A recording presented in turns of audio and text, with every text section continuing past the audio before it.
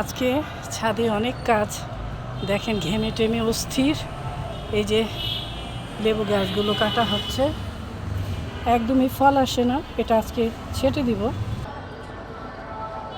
লেবু গাছ ছাটলে নাকি ফলন আসে, তাই আমি সব কেটে দিচ্ছি। অনেক শক্ত,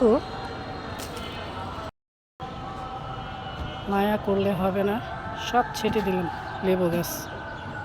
দেখি এবার ফলন হয় কি না। ছাদে কাজ হচ্ছে, ছাদ বাগান করা অনেক কষ্টের ব্যাপার। আর এই যে মাটি নিয়ে এসেছি, কিভাবে দেখেন, ছাদে উঠাবো কিভাবে বলেন, তাই এইভাবে পলিথিনে করে করে নিয়ে এসেছি।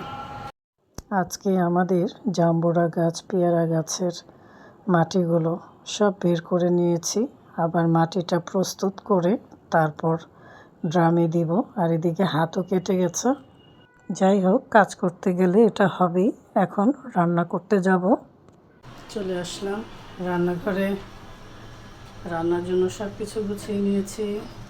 ভাত বসাবো, চালটা ধুয়ে নিয়েছি। আর এই যে মিষ্টি কুমড়া ভাজি করব, সব কিছু দিয়ে দিয়েছি। এখন শুধু চুলায় দিয়ে নাড়াচাড়া করলেই হয়ে যাবে। আর ডিম ভুনা করব, ডাল রান্না করছি।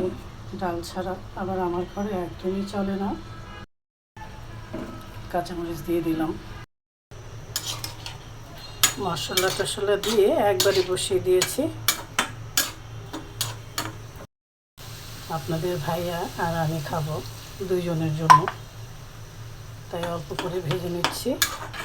একটু পানি দিয়ে দিয়েছি সিদ্ধ হওয়ার জন্য। কাঁচামরিচ দিয়ে দিলাম, এখন ঢেকে দিচ্ছি।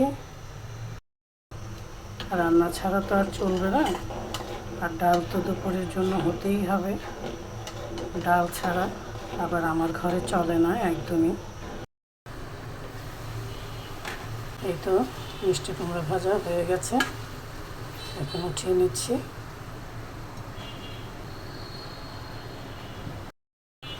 মিষ্টি কুমড়া ভাজা কিন্তু আমার কাছে খুবই ভালো লাগে। ভাত বসিয়ে দিয়েছি, ডিমটা ভেজে নিচ্ছি। ডিমটা ভাজা হয়ে গেছে, এখন উঠিয়ে নিচ্ছি।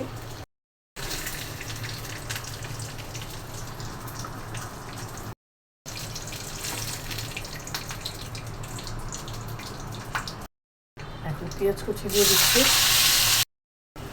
ডিম ভুনা করার জন্য মশলা দিয়ে দিয়েছি। এখন মশলাটা ভালো করে কষিয়ে নেব। দিয়ে দিচ্ছি কাঁচামরিচ, ডিমগুলো দিয়ে দিচ্ছি।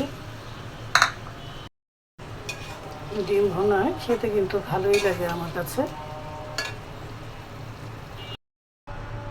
একটু পানি দিয়ে ঢেকে দিচ্ছি, হয়ে গেল ডিম ভুনা।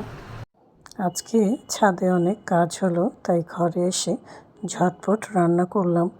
ডিম ভুনা, মিষ্টি কুমড়া ভাজি, ডাল। খেতে কিন্তু দারুণ লাগবে। সবাই ভালো থাকবেন। আল্লাহ হাফেজ।